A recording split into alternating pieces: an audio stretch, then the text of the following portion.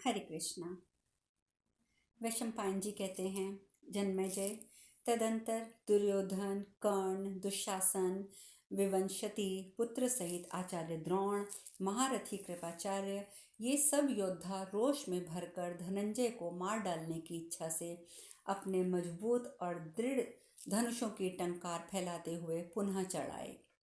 महाराज, तब वानर युक्ता ध्वजा वाले अर्जुन भी सूर्य के समान तेजस्वी तथा फहराती हुई पताका से सुशोभित रथ के द्वारा सब ओर से उनका सामना करने के लिए आगे बढ़े।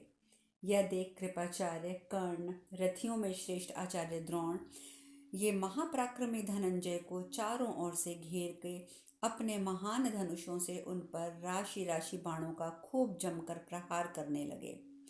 ये तीनों महारथी धनंजय को मार गिराने की इच्छा से वर्षा काल के मेघों की भांति सायकों की वर्षा कर रहे थे। उन्होंने समरभूमि में थोड़ी ही दूर पर पार्थ की गति को कुंठित करके बड़े चाव से बहुसंख्यक पंखयुक्त बाणों की बौछार करते हुए उन्हें तुरंत ढक दिया। वे महारथी जब इस प्रकार सब ओर से अर्जुन पर दिव्यास्त्रों से अभिमंत्रित बाणों की वर्षा करने लगे, उस समय उनके शरीर का 2 अंगुल भाग भी बाणों से खाली दिखाई नहीं देता था। तब महारथी अर्जुन ने हंसकर गांडीव धनुष पर सूर्य के समान तेजस्वी दिव्य इंद्रास्त्र का संधान किया। फिर तो महाबली किरीट माली कुंती नंदन अर्जुन सूर्य की भांति बाण रूपी प्रचंड किरणों को बिखेरते हुए समर भूमि में आगे बढ़े। उन्होंने समस्त कौरव योद्धाओं को सायकों से ढक लिया। जैसे मेघों में बिजली और पर्वत पर आग की ज्वाला शोभा पाती है, उसी प्रकार अर्जुन के हाथ में गांडीव धनुष सुशोभित होता था। वह आकाश में इंद्रधनुष सा झुका प्रतीत होता था। जैसे मेघ के वर्षा करते समय आकाश में बिजली चमक उठती है और वह संपूर्ण दिशाओं और पृथ्वी को भी सब ओर से प्रकाशित कर देती है, उसी प्रकार बाणों की वर्षा करते हुए गांडीव धनुष ने 10 दिशाओं को संपूर्णता आच्छादित कर दिया। जन्मेजय, उस समय वहां हाथी सवार और रथी आदि सभी सैनिक मूर्छित हो गए। सब ने शांति धारण कर ली, किसी का होश ठिकाने ना था। सभी योद्धाओं में हतोत्साह होकर युद्ध से मुंह मोड़ लिया। भरत श्रेष्ठ जन्मेजय, इस प्रकार सारी सेना का व्यू टूट गया और सब सैनिक अपने जीवन से निराश होकर चारों दिशाओं में भागने लगे। इस प्रकार गोहरण पर्व के उत्तर ग्रह के समय अर्जुन का संकुल युद्ध विषयक 63वां अध्याय पूर्ण हुआ। वैशंपायन जी कहते हैं, जन्मेजय, तदंतर भरत वंश के सुप्रसिद्ध वीर शांतनु नंदन पितामह भीष्म अपने पक्ष के योद्धाओं का संहार होते देख अर्जुन की ओर दौड़े। उन्होंने हर हाथ में सुवर्ण भूषित श्रेष्ठ धनुष और शत्रुओं को मत डालने वाले तीखे मर्म भेदी बाण ले रखे थे। उनके मस्तक पर श्वेत छत्र तना हुआ था, जिनसे वह नरश्रेष्ठ भीष्म सूर्योदय काल में उद्यांचल की भांति सुशोभित हो रहे थे। गंगानंदन भीष्म ने शंख बजाकर धृतराष्ट्र पुरुषों का हर्ष बढ़ाया और दाहिनी ओर मुड़कर अर्जुन को आगे बढ़ने से रोका। शत्रु वीरों का हनन करने वाले कुंती कुमार धनंजय ने भीष्म को आते देख प्रसन्नचित होकर उनका सामना किया, ठीक उसी प्रकार जैसे पर्वत अविचल भाव से खड़ा हो जल बरसाने वाले मेघ का आघात सहन करता है। तब पराक्रमी भीष्म ने पार्थ की ध्वजा पर फुफकारते हुए सर्पों के समान अत्यंत वेगशाली बाण मारे।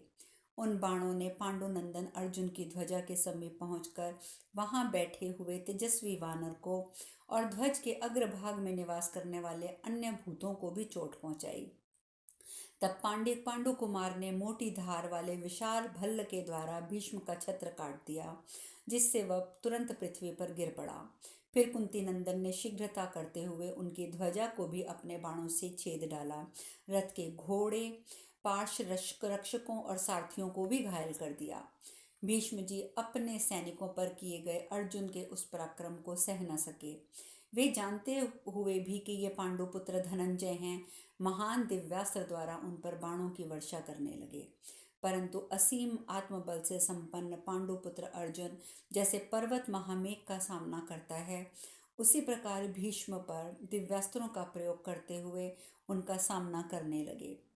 उन दोनों का वह तुमुल युद्ध रोंगटे खड़े कर देने वाला था। पार्थ के साथ भीष्म का वह संग्राम बलि और इंद्र के समान का युद्ध था। समस्त कौरव योद्धा अपने सैनिकों को साथ खड़े खड़े तमाशा देखने लगे। रणभूमि में भीष्म और पांडुकुल के भल्ल एक दूसरे से टकराकर वर्षा काल के आकाश में जुगनुओं की भांति चमक उठे। राजन, दाएं बाएं बाण फैलाने वाले पार्थ के साप द्वारा घुमाया जाता हुआ गांडीव धनुष अलात चक्र के समान जान पड़ता था। तदंतर जैसे मेघ अपने जल धाराओं से पर्वतों को भी आच्छादित कर देता था, उसी प्रकार अर्जुन ने सैकड़ों पैने बाणों से भीष्म को ढक दिया। जैसे समुद्र में ज्वार आ गया हो, उसी प्रकार वहां प्रकट हुई उस बाण वर्षा को भीष्म ने अपने सायकों से छिन्न भिन्न कर दिया और पांडुपुत्र अर्जुन को कुंठित कर दिया। तदंतर रणभूमि में कटकर टुकड़े टुकड़े हुए बाण समूह अर्जुन के रथ पर बिखरने लगे। इसके बाद पुनः पांडुपुत्र अर्जुन के रथ से टिड्डियों के दल की भांति तुरंत ही सोने के पंख वाले बाणों की वर्षा आरंभ हुई, किंतु भीष्म ने सैकड़ों पैने बाणों द्वारा उसे फिर शांत कर दिया। उस समय समस्त कौरव साधुवाद देते हुए बोले, अहो, भीष्म जी ने यह दुष्कर पराक्रम किया है जो कि अर्जुन के साथ युद्ध कर रहे हैं। अर्जुन बलवान, तरुण, कुशल और शीघ्रतापूर्वक बाण चलाने वाले हैं। शांतनु नंदन, भीष्म देवकी नंदन श्री कृष्ण और आचार्य प्रबल महाबली भारद्वाज नंदन द्रोण के सिवा दूसरा कौन ऐसा है जो संग्राम में पार्थ का वेग रोक सके। वे दोनों भरत कुल शिरोमणि महाबली वीर समस्त प्राणियों के नेत्रों में मोह एवं आश्चर्य उत्पन्न करते हुए अस्त्रों द्वारा एक दूसरे के अस्त्रों का निवारण करके खेल सा खेल रहे थे। प्रजापत्य, इंद्र, आग्नेय, भयंकर, रौद्र, कुबेर, वारुण्य, याम्य और वायव्य अस्त्रों का प्रयोग करते हुए वे दोनों महापुरुष समर भूमि में विचर रहे थे। उस समय युद्ध में उन दोनों की ओर देखकर प्राणी आश्चर्यचकित होकर बोल उठे, महाबाहु पार्थ साधुवाद, महाबाहु भीष्म साधुवाद। भीष्म और पार्थ के युद्ध को जो ये बड़े बड़े दिव्यास्त्रों का महान प्रयोग देखा जा रहा था, वह मनुष्यों के लिए अन्यंत्र कहीं संभव नहीं था।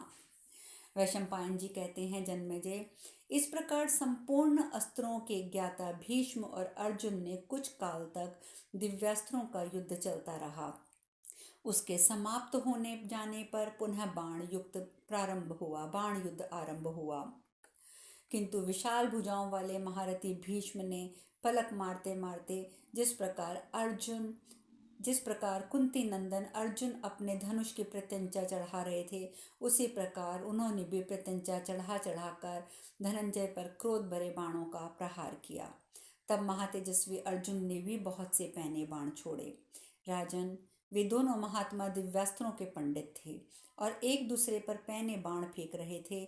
उस समय दोनों में कोई अंतर दिखाई नहीं देता था। राजा जन्मेजय, उस युद्ध में कभी पांडु पुत्र अर्जुन भीष्म से बढ़ जाते तो कभी भीष्म ही अर्जुन को लांघ जाते। जगत में ये एक बहुत अद्भुत बात थी। राजन, भीष्म के रथ की रक्षा करने वाले शूरवीर सैनिक अर्जुन के द्वारा मारे जाकर उनके रथ के दोनों ओर जा पड़े थे।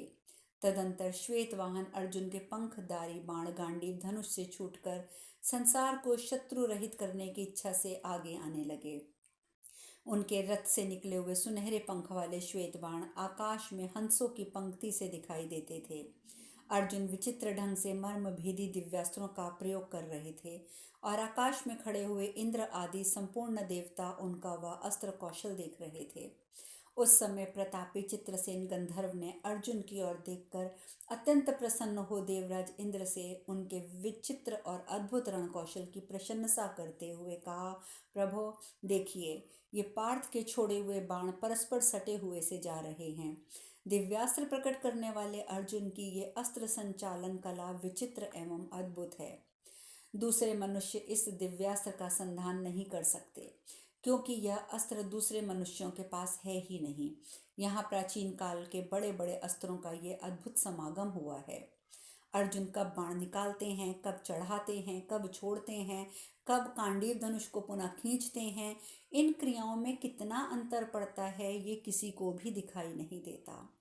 आकाश में दोपहर के समय प्रचंड किरणों से तपते हुए सूर्य की ओर जैसे कोई देख नहीं सकता, उसी प्रकार प्रतापी पांडुपुत्र की और कौरव सेना आंख उठाकर देखने में असमर्थ हो रही थी।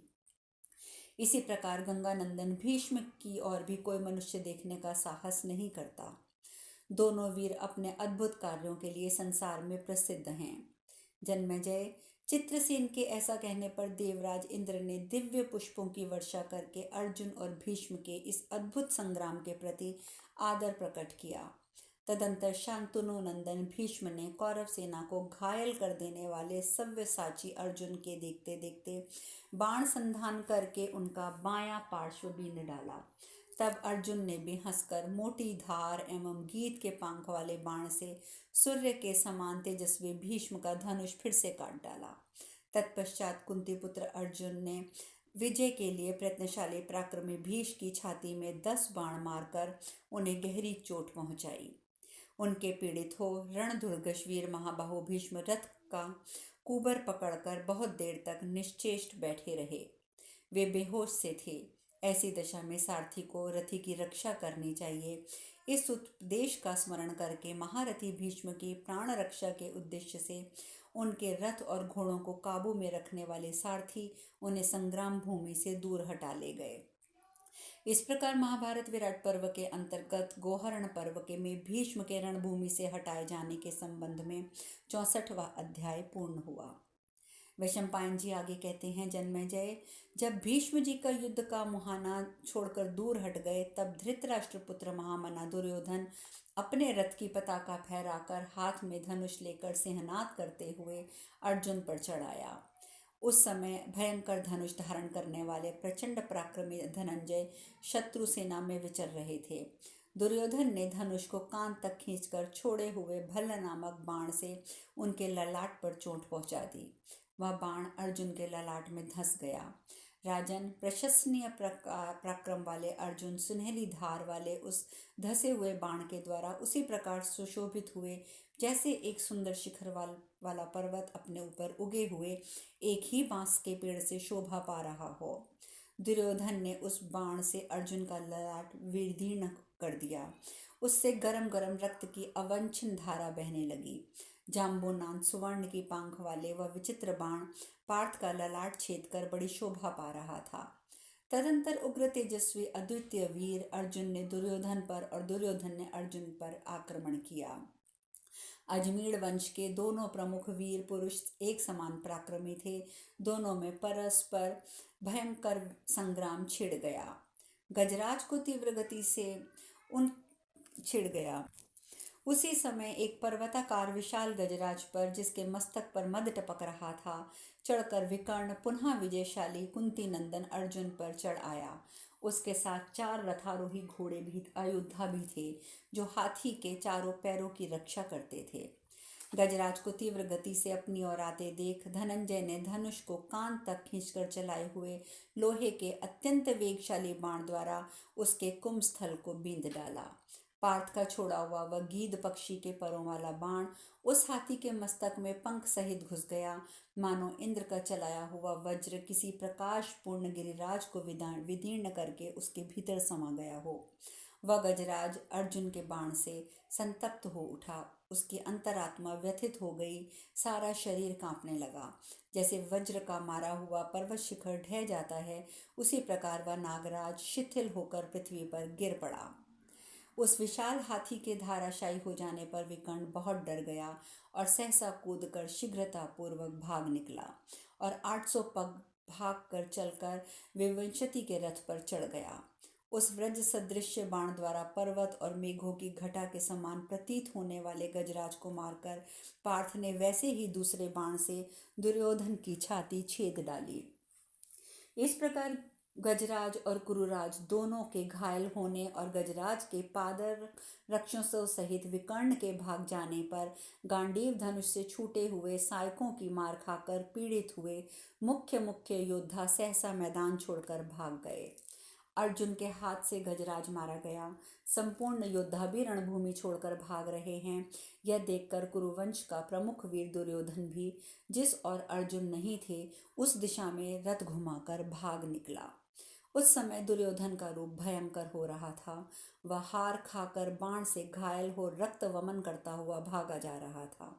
यह देखकर शत्रु का वेग सहन करने वाले किरीटधारी अर्जुन ने ताल ठोकी और मन में युद्ध के लिए उत्साह रखते हुए शत्रु को ललकारने लगे।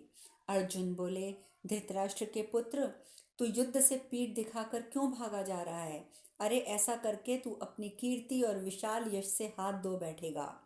आज तेरे विजय के बाजे पहले जैसे नहीं बज रहे हैं। तूने जिन्हें राज्य से उतार दिया था उन्हीं महाराज युधिष्ठिर का आज्ञाकारी मैं तीसरा पांडव युद्ध के लिए खड़ा हूँ। अतः तू मेरा सामना करने के लिए लौट आ। अपना मुंह तो दिखा। राजा का आचार व्यवहार कैसा होना चाहिए इसको तो याद कर ले। व्यर्थ ही इस पृथ्वी पर तेरा नाम दुर्योधन रखा गया। तू तो युद्ध छोड़कर भागा जा रहा है। यहाँ तुझ में दुर्योधन नाम के अनुरूप कोई गुण दिखाई नहीं देता। दुर्योधन, अच्छा तेरे आगे या पीछे कोई रक्षक भी दिखाई नहीं देता। अतः वीर पुरुष, तू युद्ध से भाग जा और पांडु पुत्र अर्जुन के हाथ से आज अपने प्राणों की रक्षा कर ही ले। इस प्रकार श्री महाभारत विराट पर्व के अंतर्गत गोहरण पर्व में दुर्योधन का युद्ध से पलायन विषयक 65वां अध्याय पूर्ण हुआ।